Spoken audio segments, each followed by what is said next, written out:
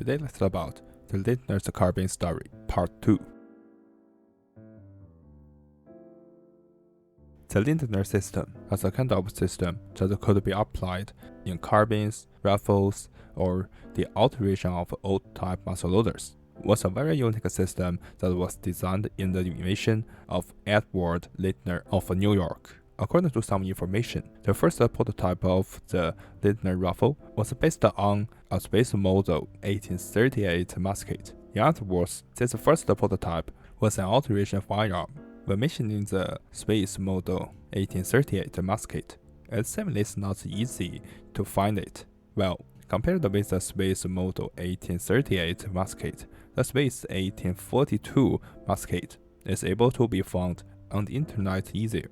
If we learn more about its history, this type of musket was built from the year 1817, and then it was converted into the percussion cap log musket. It should be during the years from the 1850s to the years of the American Civil War. This kind of space musket was introduced into the United States for military use and civilian use. Thus, this is Space 1838 that was used by Lindner in his new invention. Should be this type of gun, but this might be built in the year 1838, so maybe it was documented the Space Model 1838 musket. Finally, but anyway, this is not a very important point, because whatever the musket, we can confirm that it should be a common percussion musket. So we still can learn that Lindner finished his new invention by modifying a common musket at the initial stage. In January of 1859,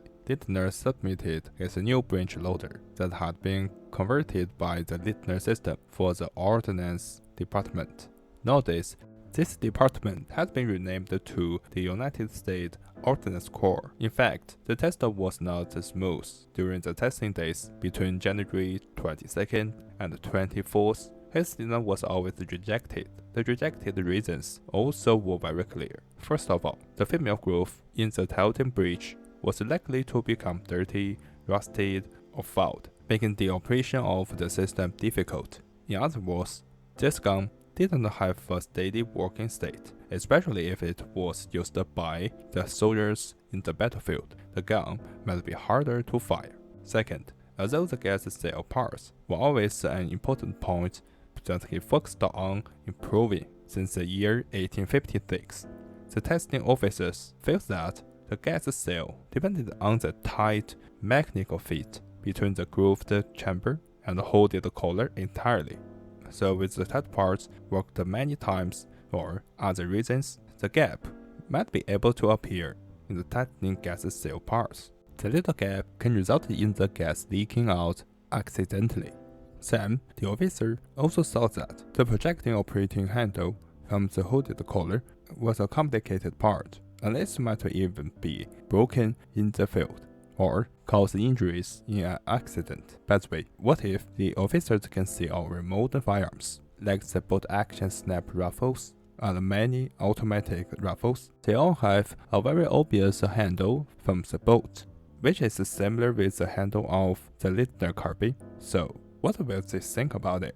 But anyway, Lindner's design problem in his firearm invention is indeed one of shortcoming, but our modern firearms have been in a very mature stage.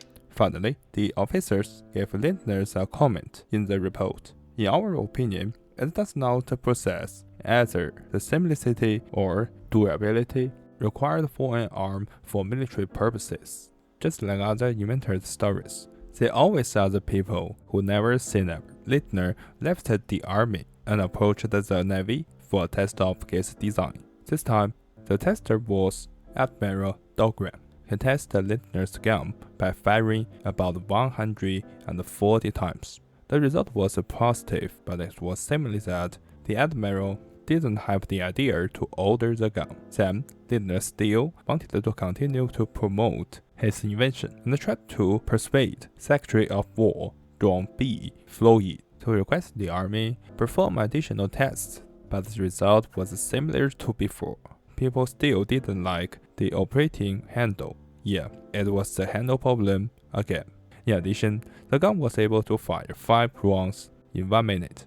but their fire rate can make the gun too hard to touch. Because the handle and the hooded collar was connected with the barrel, the temperature can transfer on the handle. Thus, after 5 times repeating firing in 1 minute, the shooter might not be able to open the chamber and reload the 6th cartridge. Meanwhile, maybe the shortcomings were too outstanding. There are few people who thought the not great accuracy of the gun was a particular issue as well. However, this time, the officers might want to give Lindner a chance, although his product was not excellent. At the conclusion of the report, the testers noted that should Lindner be able to address these design issues, probably 50 guns should be acquired for further testing. Until this moment, Lindner finally can see the hope that his invention can be accepted and ordered. And on October 2nd, 1860, his breech-loading firearm patent was finally published. While Lindner might never predict there would be a cruel war that would start in his country. After 6 months, the patent was published. This war was simply also a chance to promote his new invention. So, in the next video, let's talk about the American Civil War and Lindner's new breech loader. Hope you can like this video, and thank you for watching. Have a good day. See you next time. Bye.